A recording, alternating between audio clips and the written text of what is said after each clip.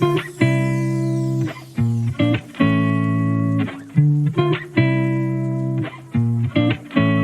me pose moi-même la question, est-ce que je sers à quelque chose ?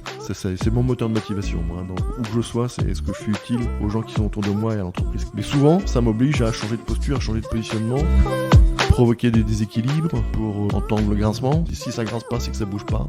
Et ensuite faire confiance au collectif, parce que la bonne nouvelle, c'est que c'est rarement vous, en tant que manager tout seul, qui trouvez des solutions et amenez le progrès. C'est les équipes derrière qui trouvent des solutions et amènent le progrès. Team is everything. L'équipe fait tout. Ça condense tout pour moi. C'est vraiment la synthèse de tout ce à quoi je crois.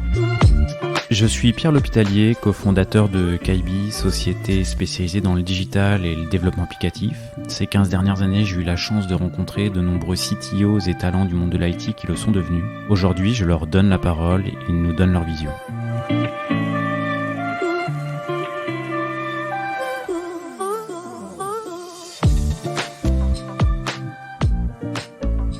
Eh bien, aujourd'hui, je suis en compagnie de Jean-Philippe Hervé, qui est Transformation Lead chez Europcar. C'est tout en anglais chez Europcar. C'est tout en anglais.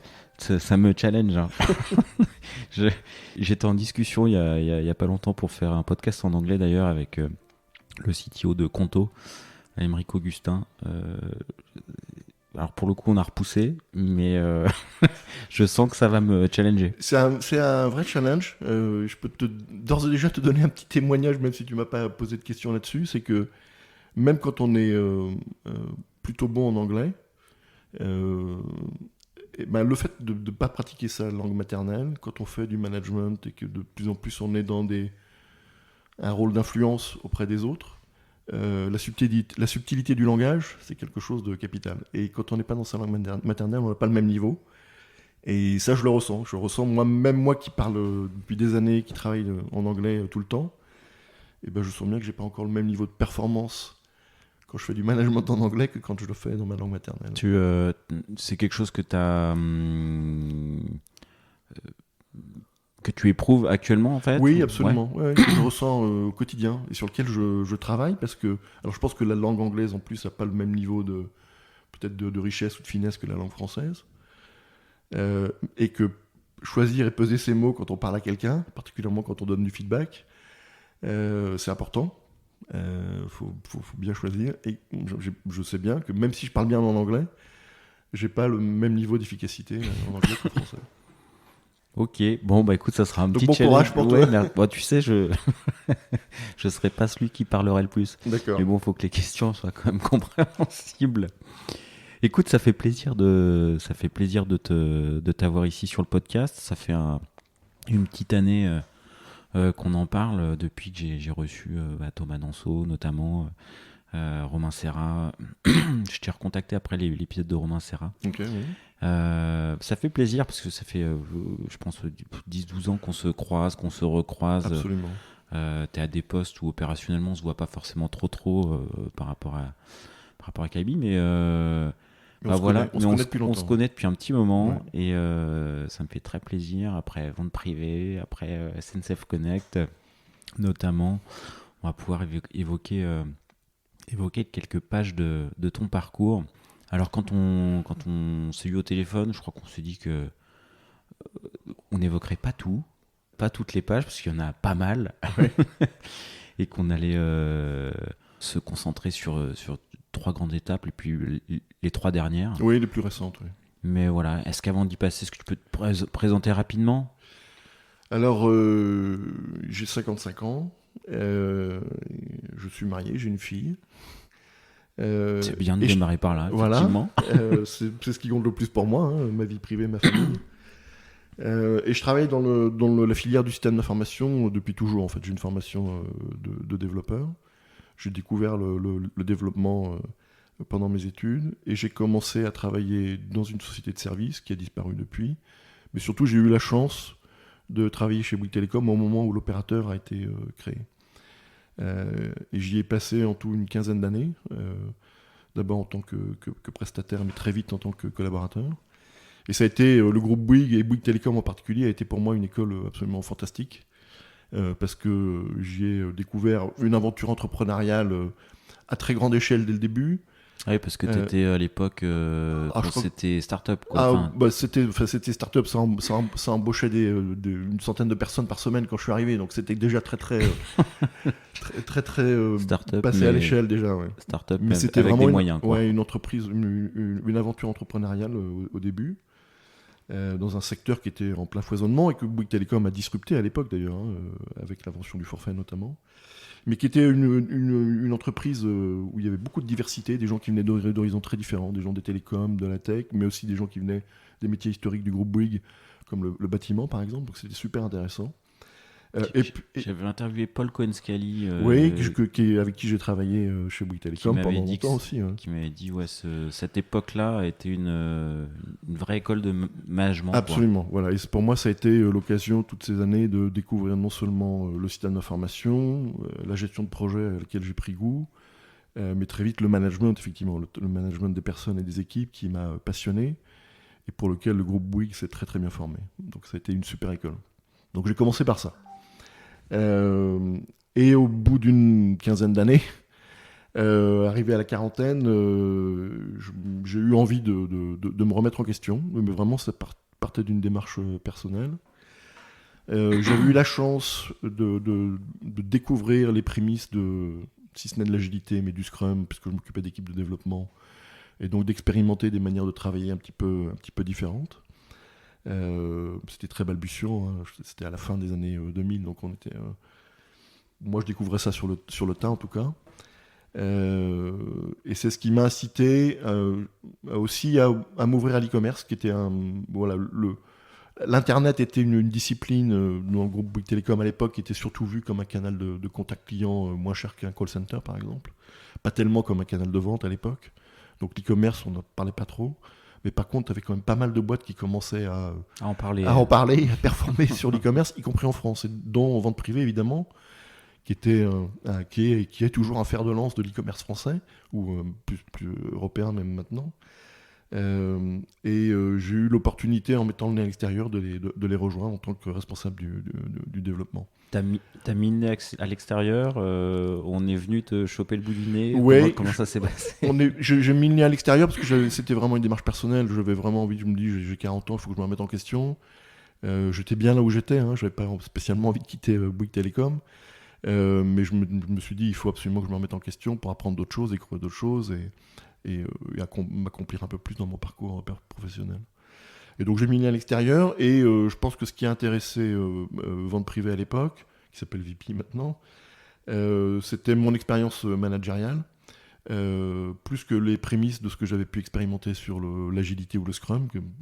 Étonnamment, Vente Privée était déjà une structure assez grosse en fait, hein, c'était de plus qu'une start-up. Qui arrive en quelle année J'y arrive en 2010. Donc okay. C'est déjà 1000 personnes, ça fait déjà plus d'1 milliard d'euros de volume d'affaires, donc c'est déjà assez gros. Hein.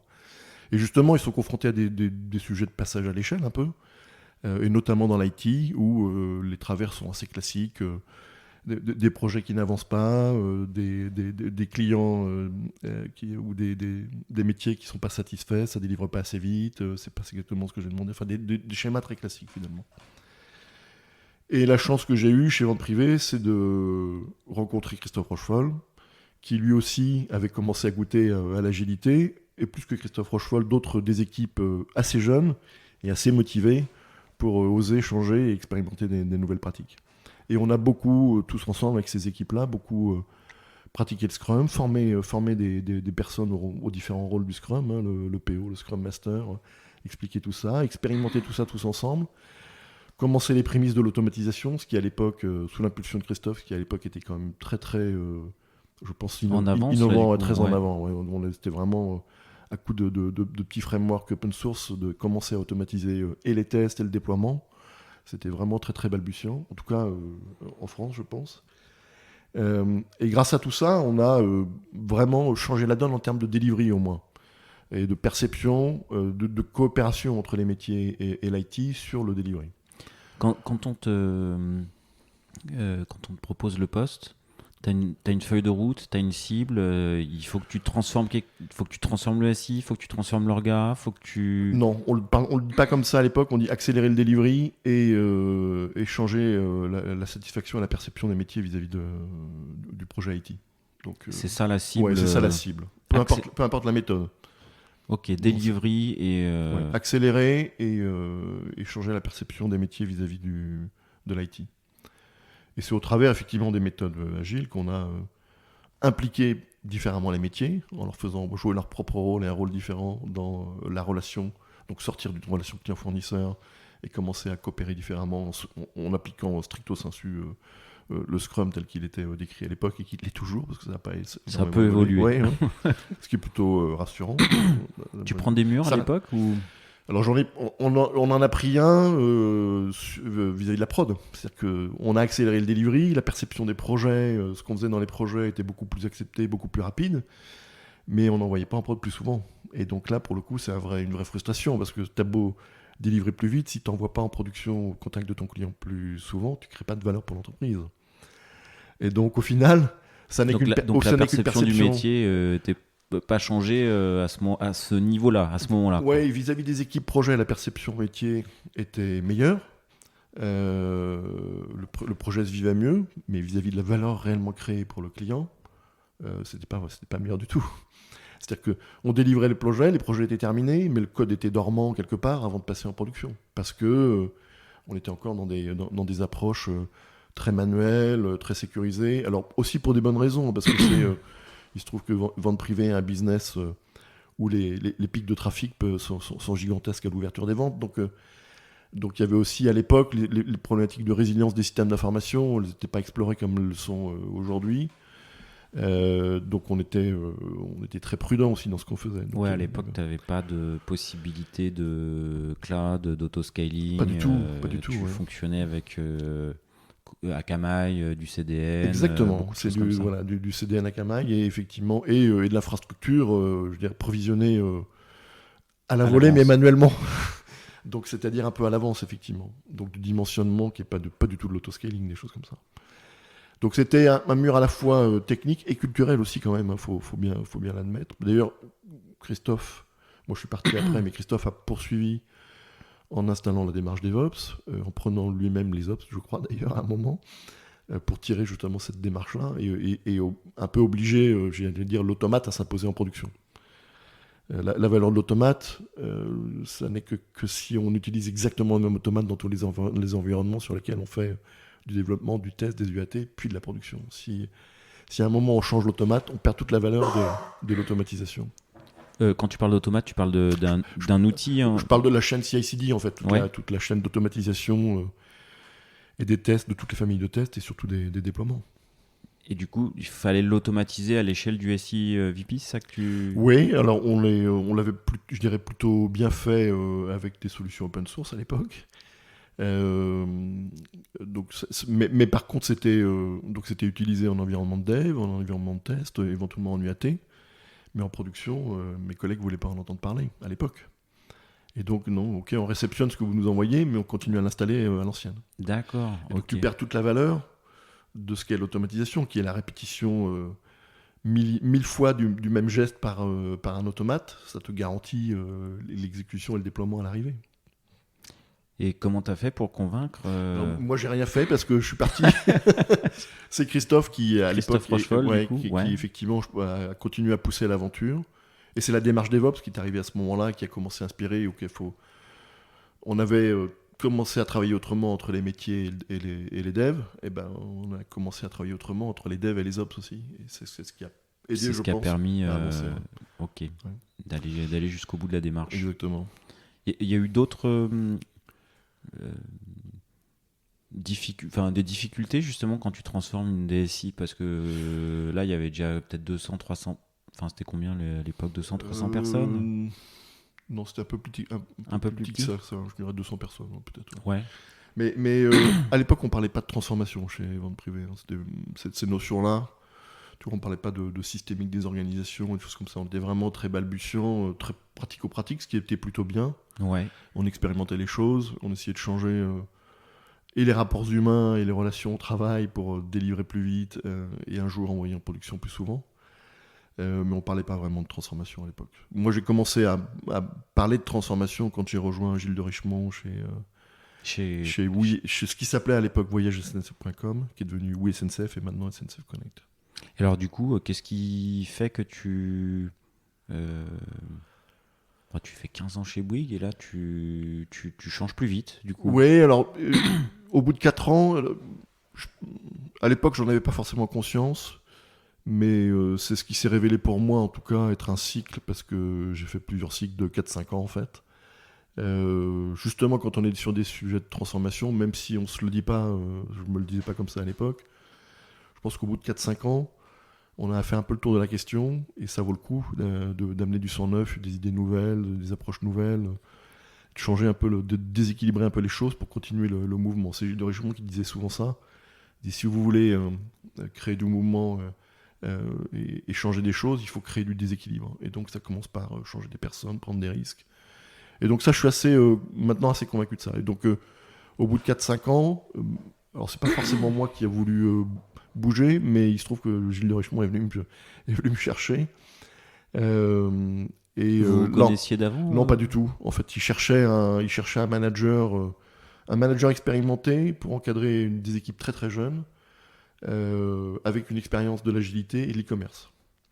Donc je cochais toutes les cases en fait. Il se trouve que je cochais toutes les cases. Je commençais à avoir de l'expérience en tant que manager, parce que j'avais dépassé la quarantaine. L'e-commerce, j'y étais chez VP.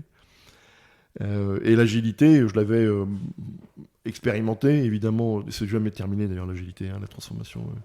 Mais je l'avais expérimenté plutôt bien chez Vente Privée déjà, avec des succès et des échecs. Du coup, je rebondis sur... c'est intéressant cette notion de, si tu veux créer du mouvement, il faut créer du déséquilibre. Tu trouves ça dans une orga qui est justement du mouvement, du sang neuf, des gens qui arrivent, des gens que c'est essentiel. Et du coup, tu te l'appliques un peu à toi-même, du coup?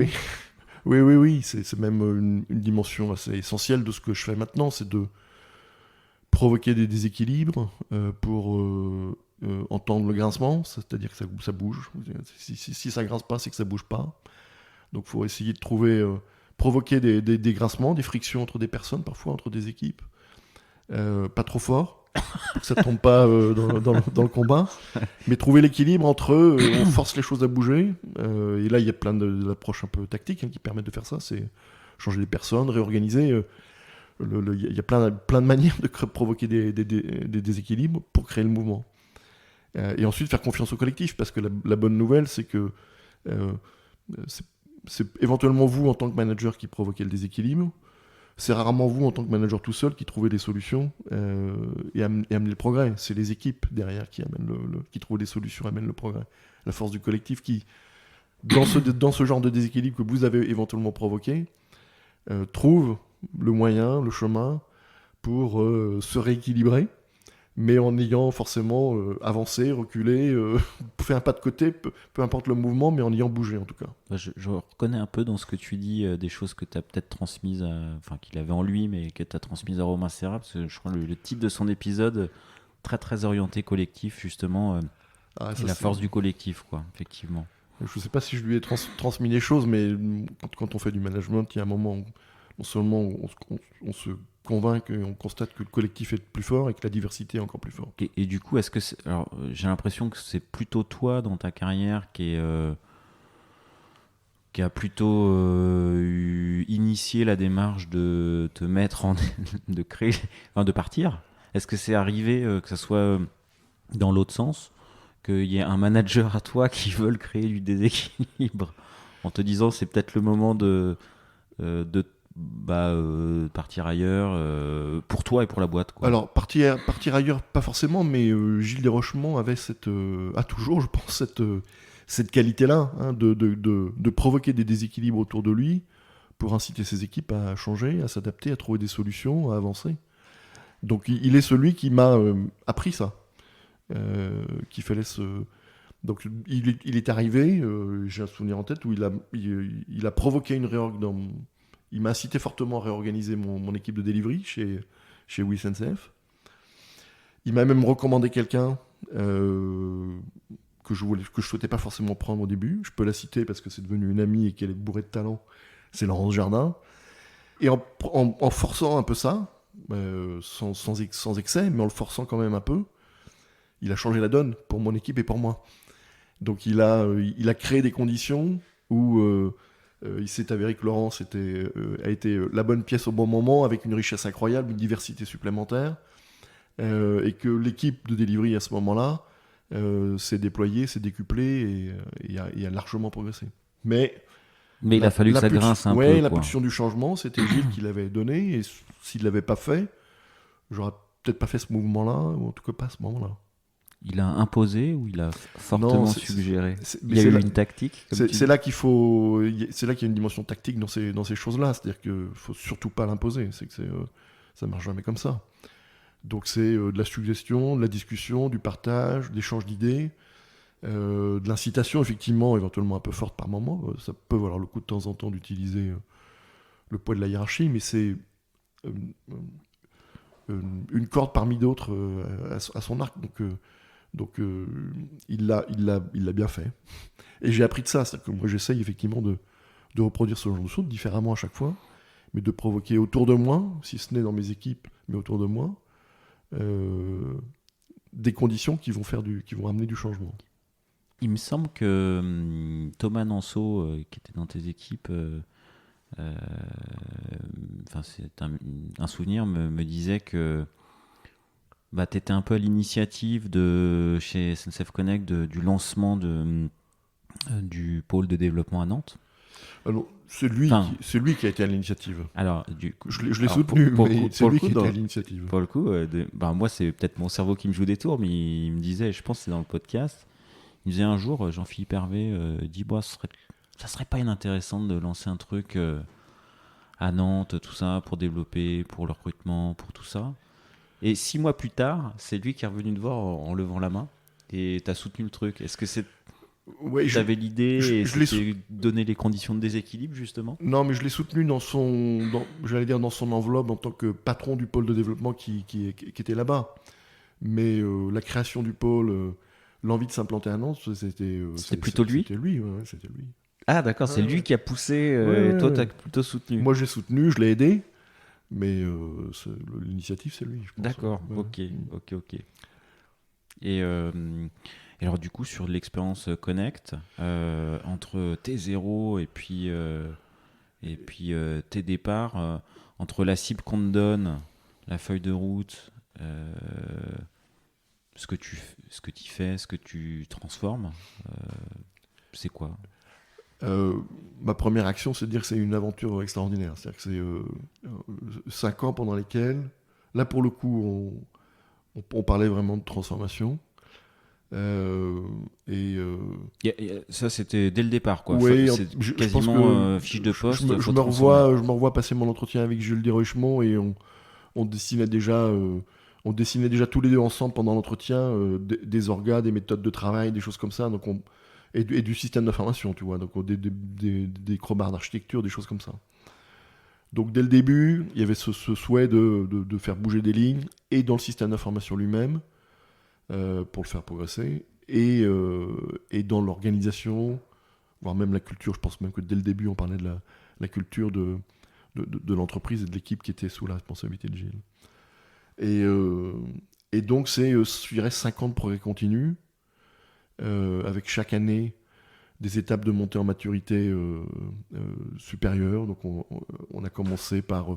le Scrum existait déjà, mais on a commencé par soutenir le Scrum, puis la démarche DevOps, puis l'automatisation des déploiements et des tests, puis le passage en mode feature team, puis l'émergence de la culture produit, puis l'expulsion de la DSI de tous les PO pour faire une vraie direction produit autonome et responsable, puis l'excellence opérationnelle, puis le chaos engineering, tout ce que Christophe a apporté. Donc c'est 5 ans de progrès continu, en fait. La culture produit, elle passait par du coup casser la notion de feature team avec un PO à la tête de feature team et recréer une entité avec des PO plus ensemble, entre guillemets. Alors, pas casser la feature team ou pas casser la dynamique locale, au contraire.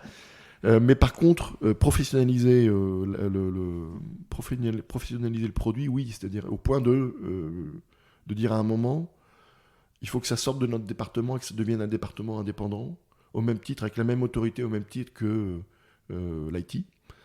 Alors ça, il y a eu des allers-retours dans les différentes organisations, la tech et le produit ensemble ou la tech et le produit séparés, mais je pense qu'à l'époque, les PO s'étaient formés et avaient émergé dans l'IT, dans la tech, et on les a expulsés pour qu'ils forgent leurs compétences et qu'ils deviennent...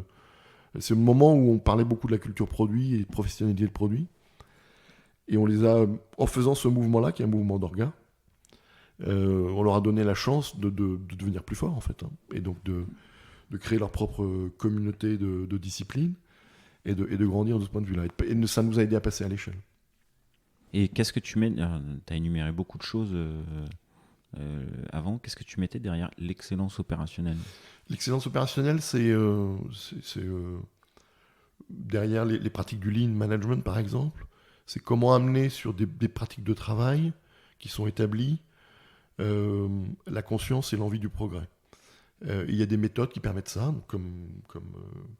donc le lean est une approche méthodologique, hein, qui est particulièrement avec sa rigueur, qui te permet d'aller plus vite, plus fort, plus grand quand tu as besoin de passer à l'échelle notamment, et de continuer à progresser. Tu penses avoir posé des patterns de fonctionnement qui sont bons, mais si tu n'apprends pas à bien te mesurer, tu peux éventuellement t'endormir et te satisfaire de ce que tu fais. Or, tu peux continuer à progresser. Il faut toujours chercher à continuer à progresser. Et l'approche lean et l'excellence opérationnelle amènent ça pour moi. Et comment tu l'amènes, comment tu l'insuffles, Je vais chercher Christophe Rochefol. C'est-à-dire que c'est une prise de conscience à un moment avec Gilles et l'équipe qui était en place, on était plutôt content de ce qu'on faisait, on progressait bien. Mais on avait aussi un défi, un challenge qui était non seulement s'occuper de la stack e-commerce de la SNCF, mais on voulait aussi développer ce qu'on appelait une digital factory pour la SNCF en grand. Et donc un savoir-faire sur nos pratiques de delivery et d'IT et de produits depuis, qui puisse s'étendre au reste de la SNCF. Et ça, c'était un passage à l'échelle. Il y a un moment où j'avais une 50aine d'équipes différentes, donc ça devenait très très gros. Et ça, ça devient de l'industrie un petit peu. Et l'industrie, ça se travaille par le lean et l'excellence opérationnelle.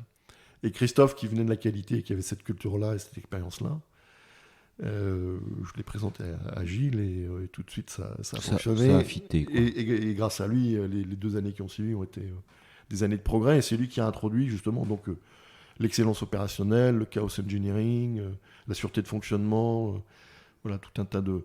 Pour moi, tout un tas de choses qui sont des éléments, des étapes de maturité supplémentaires dans le travail et le run d'un système d'information. Ok. Bah, tu vois, je ne m'attendais pas à cette réponse, mais en fait, effectivement, ça pourra renvoyer à l'épisode de CTOs avec Christophe, dans lequel il parle pas mal de qualité, excellence opérationnelle et de chaos engineering. Absolument. Exact, où je crois qu'il s'est amusé. Oui, moi aussi, parce que... Il y a des scénarios un peu amusants, ouais. Oui, parce que les équipes qui venaient perturber avec ce genre d'exercice, c'était mes équipes. Heureusement, tu t'étais mis une petite balle. Oui. Ça t'a mis des petites suies. Il y avait quelques sueurs froides, par moment. Ouais. Mais ce qui était plutôt... Il y avait toujours une dimension un peu ludique dans l'approche. Donc ça, c'est quand même plutôt sympa. Tu te rappelles un scénar ou un truc de... quelque chose qui te a partagé? Non, j'ai pas de souvenir spécifique de surfroid. Bon, c'était spécialiste des lectures, un processus ou de descendre une base de données quelque part. Et en général, ça manquait pas. Il le faisait en plus intelligemment, c'est-à-dire que lui, ses équipes le faisaient intelligemment, c'est qu'ils n'allaient pas le faire là où ils savaient que ça allait potentiellement générer une catastrophe, mais il le faisait là où il pensait qu'il y avait une faiblesse, et en général, ça loupait pas. Et ce qui était vraiment fantastique, c'est qu'à chaque fois, ce genre d'exercice provoquait une prise de conscience qui légitimait l'introduction dans les backlogs de user story techniques, ce qui est toujours difficile à faire passer, le refactoring des systèmes d'information. Ouais.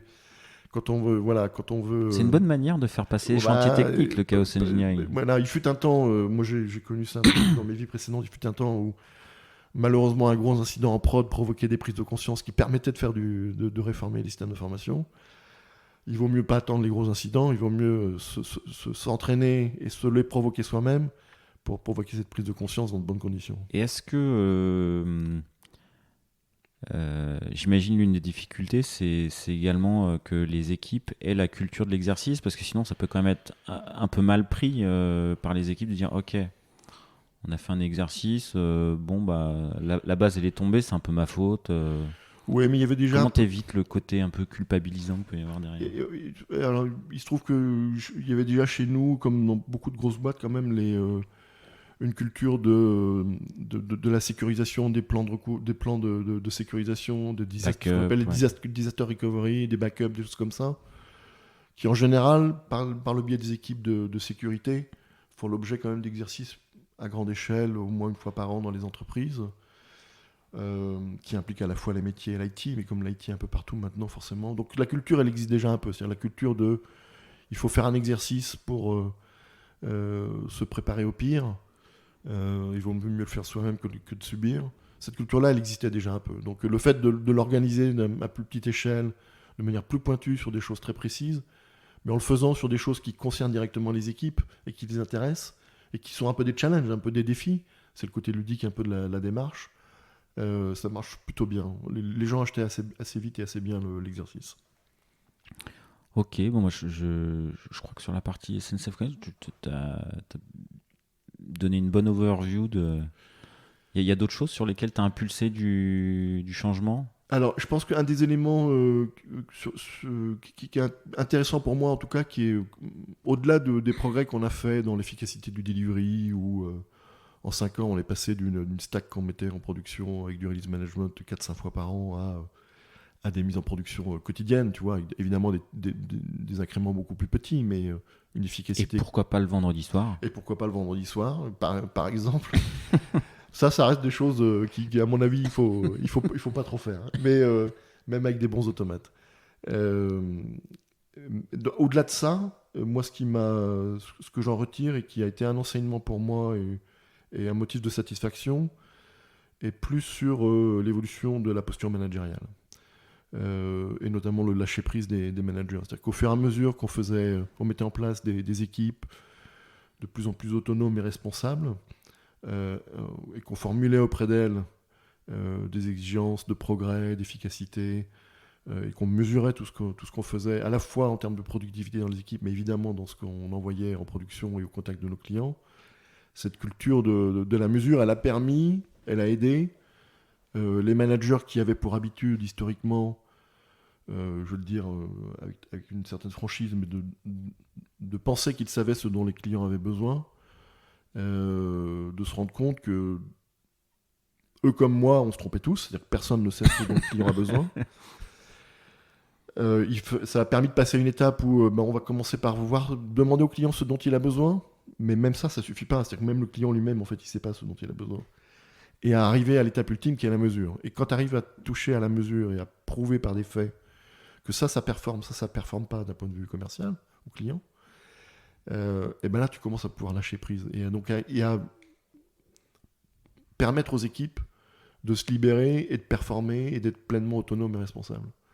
Mais pour ça, il y a un temps où les managers qui ont l'habitude de faire venir les équipes à eux pour leur présenter des tonnes de slides, pour leur expliquer ce qu'on va faire demain, ça permet de passer à l'action et qu'avec des mesures, de dire voilà, ça marche, ça marche pas. On le partage avec les managers. Venez au contact des équipes, venez voir ce qui marche pas avec les mesures. Et ça change la donne en termes de. C'est quoi, c'est des mises en place de culture de l'A/B testing du coup? Il y a ça fait partie de tous les instruments. Tu penses à quoi d'autre du coup? C'est vraiment la mise en place de KPI et de productivité dans les équipes. Donc, ouais. L'efficacité, la vélocité, les progrès, la vélocité. Donc où tu expliques que ce qui est important, c'est le rythme dans une équipe et son progrès. C'est pas forcément de comparer les équipes les unes aux autres, ça n'a pas de sens. Et les KPI de performance business, c'est-à-dire que quand tu t'occupes d'un site e-commerce par exemple, rien n'est plus important qu'un taux de transfo sur une étape du parcours de ton client. D'achat, ouais. Voilà.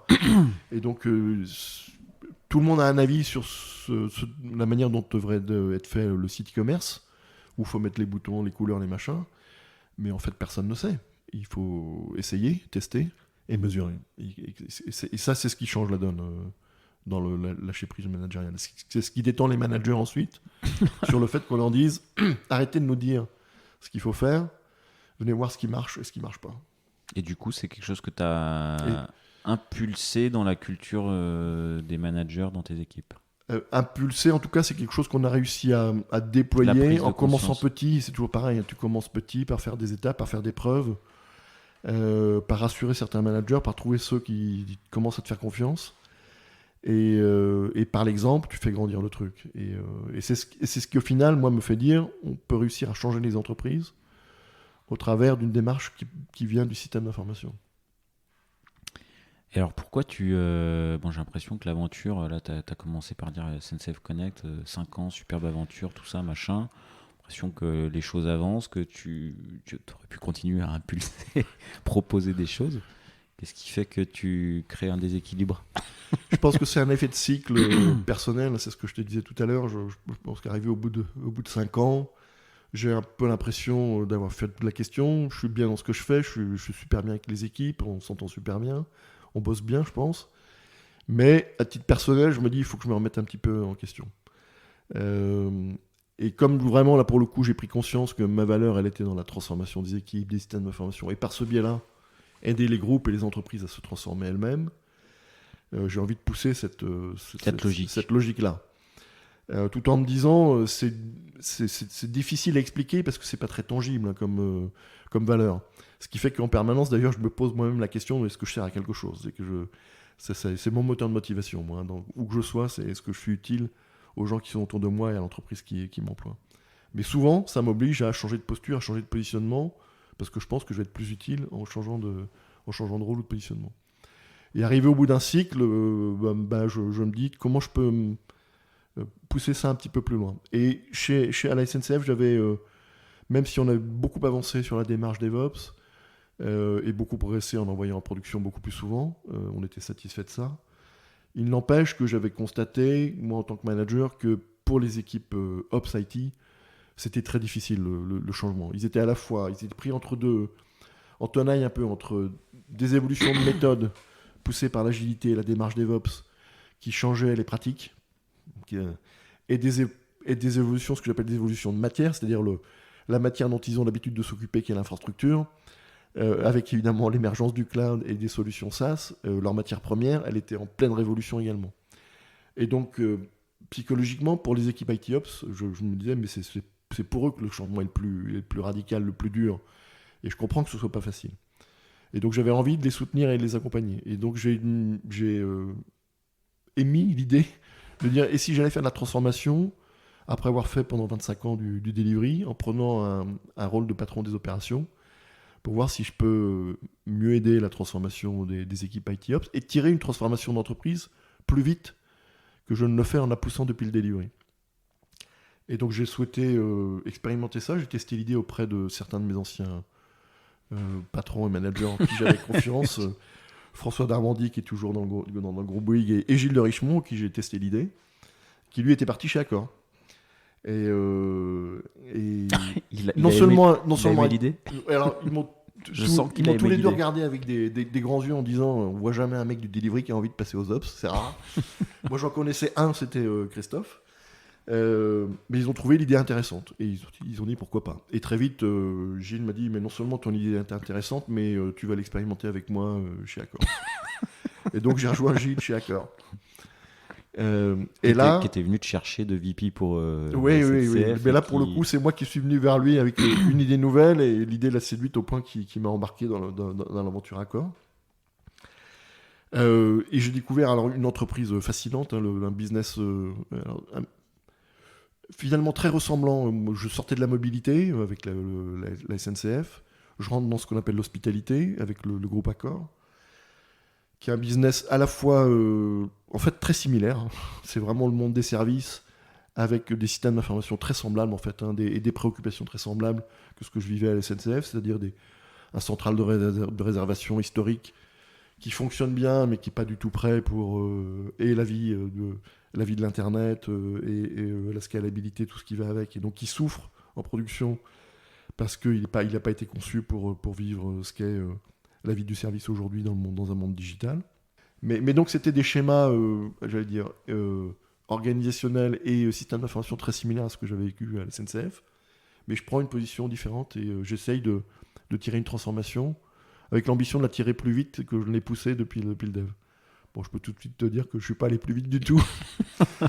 que en fait, quelle que soit la position, ça reste des sujets avant tout de culture, d'hommes et de femmes, d'équipe, d'organisation. Avant d'être des sujets techniques, c'est avant tout des sujets culturels. People. Ouais, voilà.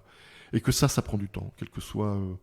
tu as un point de départ, un point d'arrivée, mais tu peux progresser, mais ça prend toujours du temps, ça se décrète pas et ça se change pas comme ça. Donc je suis pas allé plus vite. Et alors pour le coup, chez Accor, c'est donc une entreprise formidable, un projet super intéressant, mais quelque chose que je vais appeler un échec à titre personnel, parce que après avoir commencé à travailler ce qu'on avait l'habitude de faire avec Gilles et avec une très bonne équipe, il y avait autour de Gilles une très très bonne équipe, je pense qu'il y avait un bon staff pour faire ce qu'on avait envie de faire. Eh ben, je pense qu'on, et moi le premier, on a mal convaincu notre direction, on n'a pas su assez expliquer à notre direction, on n'a probablement pas assez prouvé ce qu'on voulait faire. C'est qu'un des éléments importants dans la transformation, c'est qu'il faut trouver le bon dosage entre le cadrage, la vision, préparer ce qu'on veut faire, mais le passage à l'exécution aussi. C'est-à-dire que si on reste trop longtemps dans le cadrage, dans la vision, on finit par se perdre. Donc il faut passer à l'exécution pour commencer à faire quelques preuves, si ce n'est des preuves, quelques signaux qui te donnent de la confiance et qui permettent d'inscrire la démarche dans la durée, en fait. Ok, tu as les 100 jours et ensuite... En tout cas, il faut... pour garder les 100 jours, il faut des signaux, quoi. Pour moi, c'est l'enseignement que j'ai tiré de mon expérience chez Accor, où je considère que je ne suis pas assez passé à l'action suffisamment tôt pour donner des preuves et générer suffisamment de confiance sur le fait qu'on était engagé avec une bonne équipe sur un bon chemin. Et donc il y a eu un désalignement en fait entre la vision stratégique de l'entreprise et ce qu'on était en train de faire. Et donc d'où le besoin un peu frustrant pour moi de changer d'air au bout de 2 ans et demi. Tu vois, je ne suis pas resté très longtemps. 2 ans et demi pour le coup, pour moi c'est trop court. S'il y a des alignements, j'imagine que tu n'avais plus forcément les coups des franges pour créer des grincements dans le reste de l'orga. Oui, puis une vision qui était plus la même. Après, alors, on était aussi dans un contexte très... Tu vois, c'est les périodes de Covid, donc le business complètement disrupté, le business à l'arrêt, le monde des services a été très touché. Ouais, j'imagine que 2020-2021, la direction Accor, elle avait un peu chaud sous les bras. D'autres soucis à traiter, évidemment. Mais... Vraiment, pour moi, c'est à titre personnel. C'est vraiment, j'adore Accor. C'est vraiment une super entreprise. Et d'ailleurs, je suis ravi de voir qu'ils ont poursuivi l'aventure, repris le chemin avec The Edge, avec d'autres, et que ça se passe très bien, et qu'ils avancent et qu'ils progressent, et que finalement, ils n'avaient pas spécialement besoin de moi non plus. Ça c'est aussi un enseignement personne n'est irremplaçable. Mais parfois, il faut oser prendre des décisions aussi. On se dire, c'est probablement plus moi qui suis la bonne personne au bon moment, au bon endroit, et donc il faut que je bouge. Et donc, je me suis dit. Et est-ce qu'on se le dit J'ai fait un épisode où Frédéric Rivin me disait on part toujours 6 mois trop tard. Ou on part toujours 6 mois trop tard, ou on fait toujours partir 6 mois trop tard. Quelqu'un tu te l'as dit au bon moment? Moi, je pense que je me le suis dit au bon moment parce que ce qui est vrai, c'est que c'est une question que je me suis posée pendant 6 mois, en gros. au sens où tu as quand même envie de persévérer un peu, de donner la chance au produit, comme on dit. Et puis, à un moment, effectivement, où tu te dis non, mais c'est plus moi la bonne personne pour poursuivre ce chemin-là. Donc, ouais, finalement, il a peut-être raison. Peut-être que je me le suis dit 6 mois trop tard. Mais en tout cas, c'est... Alors, il faut toujours positiver ces situations-là. Tu t'en tires t'en pars avec des enseignements. Je suis content qu'ils aient pu continuer à avancer, à progresser, et que ça marche bien pour Accor. Et donc là, Et donc je remets le nez à l'extérieur à nouveau, ouais. Plutôt que je ne l'avais imaginé. Et je rencontre le projet Europcar Mobility Group.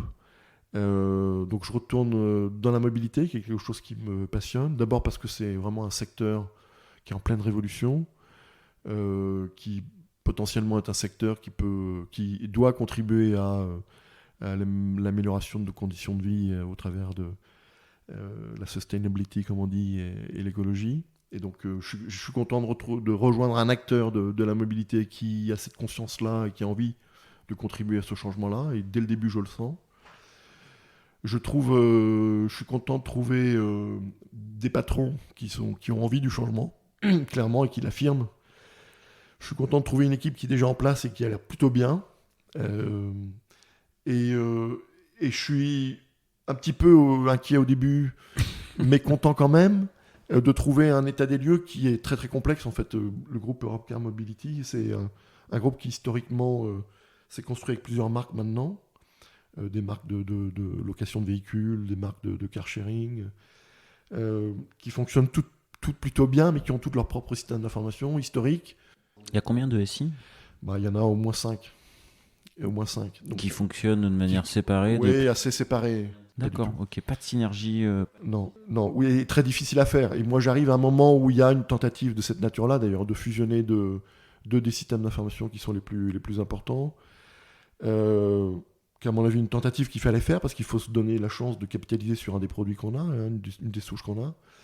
Mais on est en difficulté, ça marche pas comme on veut, on a du mal à délivrer, l'endettement est vraiment trop grand.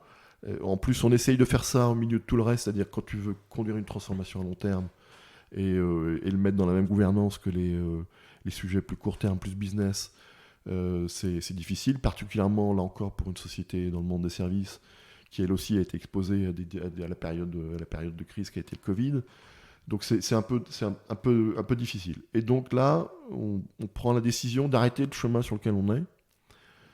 Et ça, je trouve ça super. C'est-à-dire que pour moi, ça fait partie... Quand on est engagé sur des transformations à l'échelle d'une entreprise, il faut oser prendre des décisions difficiles par moment. Donc ça peut être le cas personnellement quand on se dit « je suis plus la bonne personne au bon moment et je change d'endroit ». Mais c'est aussi oser se dire « on est engagé sur un projet dans lequel on a déjà pas mal investi, mais malgré tout, on va prendre la décision de s'arrêter, de réfléchir et de reprendre un autre chemin parce qu'on pense qu'on n'est pas sur le bon chemin ». C'est dur, ça. C'est des situations qu'on vit tous les jours sur des petits trucs. Quand tu attends le train qu'il a 10 minutes de retard, c'est dur d'aller prendre le bus. Exactement. C'est à la fois dur et pour moi un très très bon signal. C'est-à-dire que c'est une entreprise qui est capable de dire ça et de prendre une décision en regardant le futur surtout. Qu'est-ce qui reste à faire ? Quelles sont les choses qu'on a à faire demain ? Et de ne pas prendre sa décision en regardant ce que j'ai fait dans le passé, ce que j'ai dépensé, notamment comme argent dans le passé. Pour moi, c'est un bon signal. Et donc, l'entreprise, elle a su faire ça. Elle nous a donné l'opportunité de prendre le temps du cadrage, de réfléchir à c'est quoi la cible d'architecture, de rembarquer tout le monde. Et c'est là que j'ai découvert, moi, les métiers de l'architecture, parce qu'après avoir été patron des devs à la SNCF, patron des ops chez Accor, je rejoins Europcar en étant patron de rien du tout. C'est-à-dire que j'arrive comme dans un rôle de transformation, et c'est ce qui, pour moi, est aussi intéressant à titre personnel. De dire est-ce que je peux aussi continuer à aider une entreprise sur des sujets de transformation, mais sans avoir aucune responsabilité hiérarchique. Est-ce que c'est... du coup, tu n'as pas les mêmes leviers, t'as pas de levier d'action managériale pour faire bouger les choses. Donc du coup, faut activer d'autres leviers, d'autres tactiques, d'autres manières de convaincre et d'embarquer. Oui, mais avec le temps et la maturité, tu te rends compte que ta posture managériale est de plus en plus dans l'influence, dans le soutien, dans le conseil, et pas du tout dans l'imposition par le pouvoir hiérarchique. Finalement, ça devient, avec le temps, ça devient très très rare les moments où tu dis c'est comme ça que tu veux le faire et pas autrement. Plus jamais je dis ça en fait. Moi, ça fait des années que j'ai pas dit ça à quelqu'un.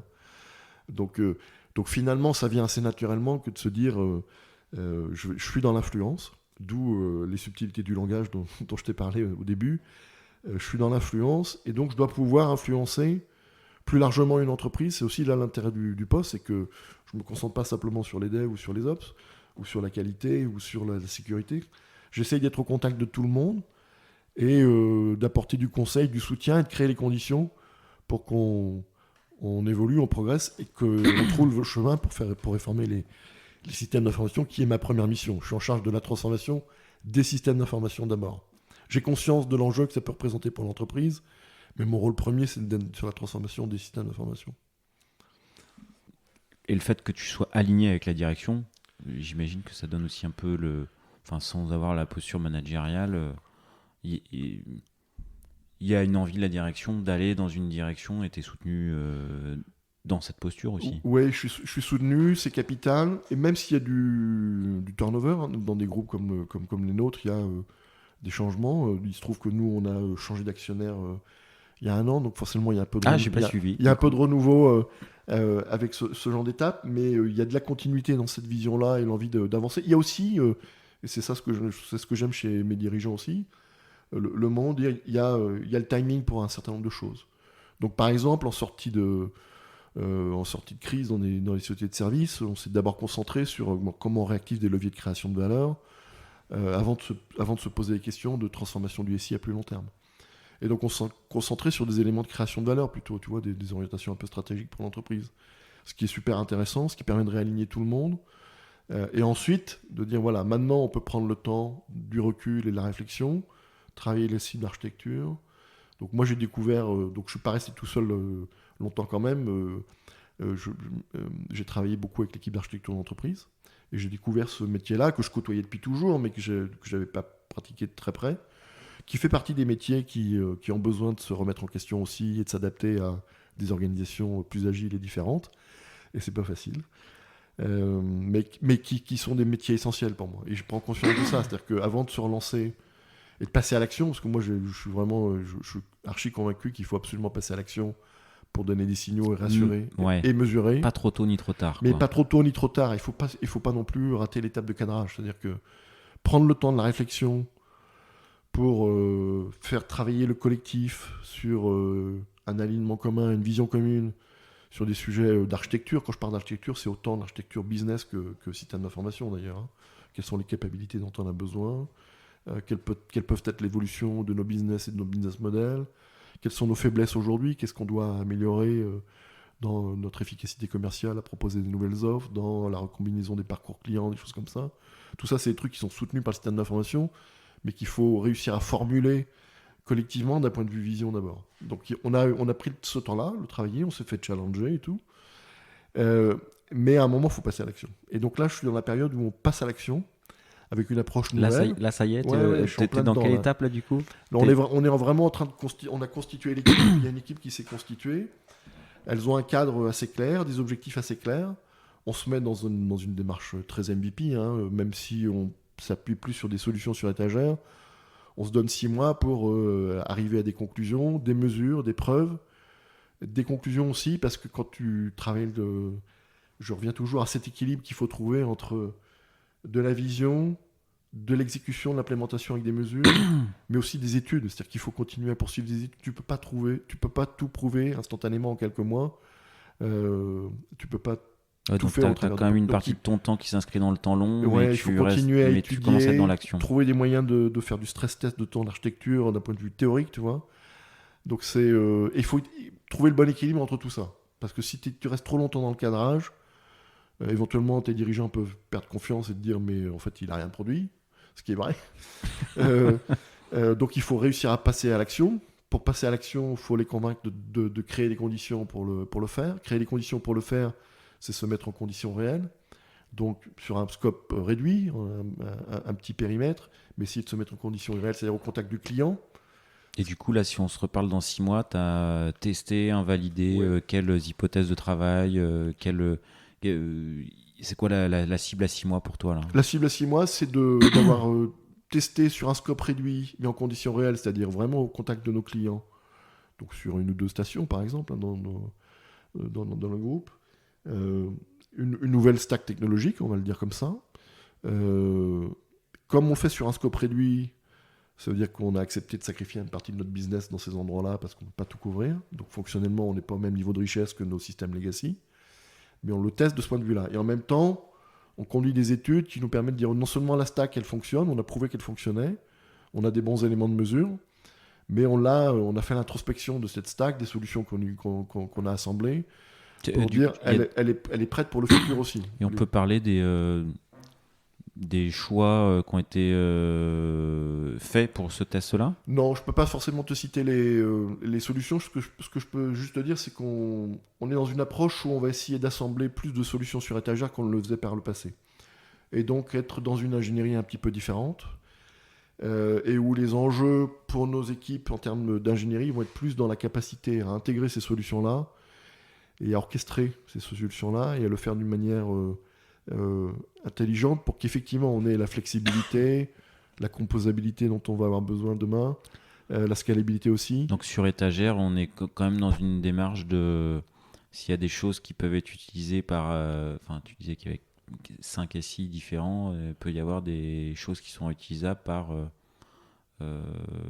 les 5 SI par exemple. Ah oui. C'est un peu l'idée, quoi. Cible. Au final, une de nos ambitions, c'est de réduire notre complexité. Et notre complexité, elle démarre avec le fait qu'on a 5 systèmes d'information différents qui font peu la même chose. De réduire cette complexité. Il faut réussir à trouver le chemin qui permettra ça. Ouais.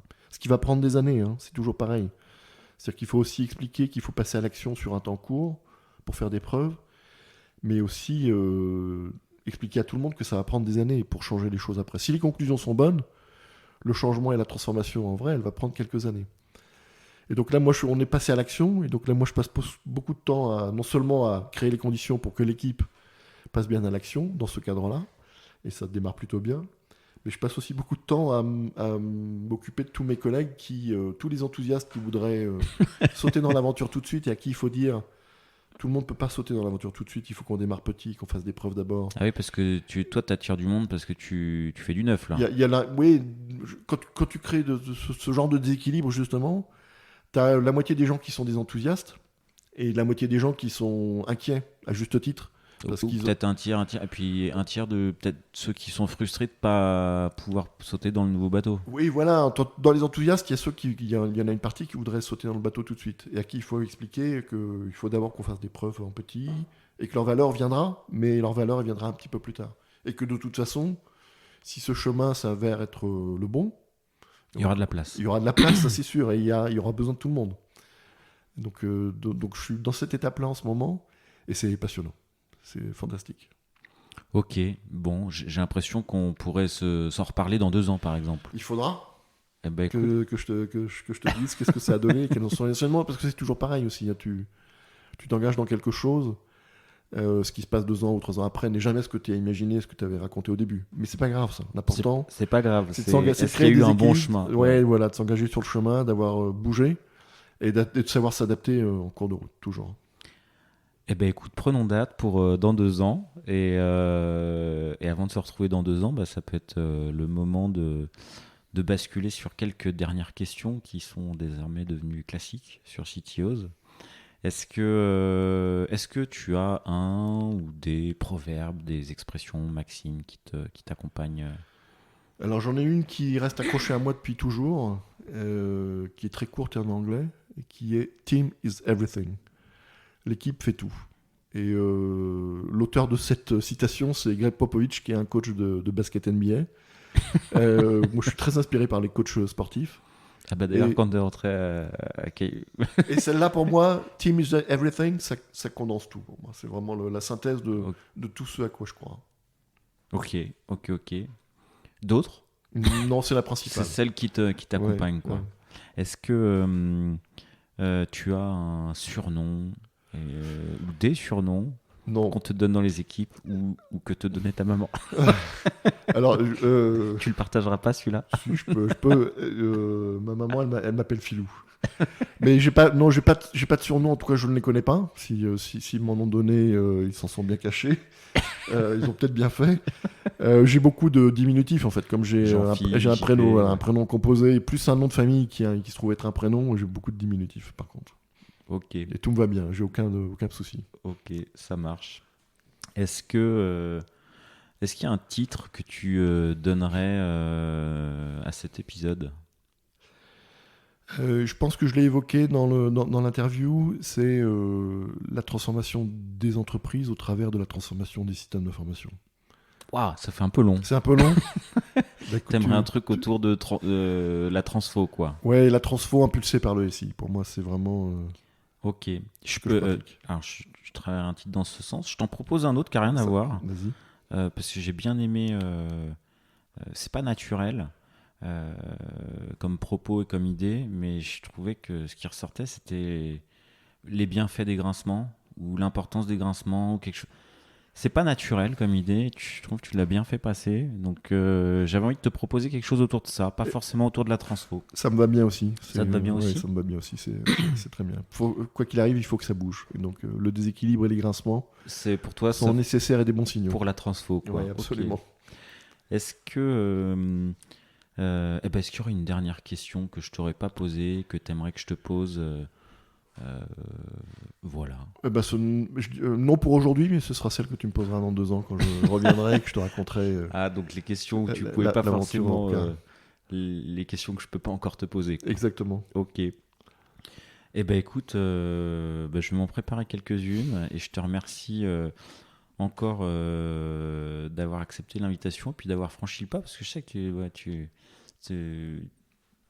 savais pas si tu voulais te lancer ou pas et j'espère que c'était une belle expérience. Oui, c'était une belle expérience, je suis content de l'avoir fait et je serai preneur du feedback que j'en aurai.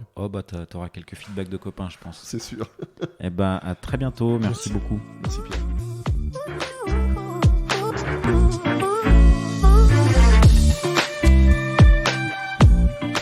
L'épisode est terminé, j'espère qu'il vous a plu et si c'est le cas, c'est le moment de prendre 2 ou 3 secondes de plus pour 2 ou 3 clics. Un petit clic pour un pouce bleu ou un petit clic pour un partage aux copains ou un petit clic pour vous abonner et ne pas rater le prochain épisode. À très bientôt.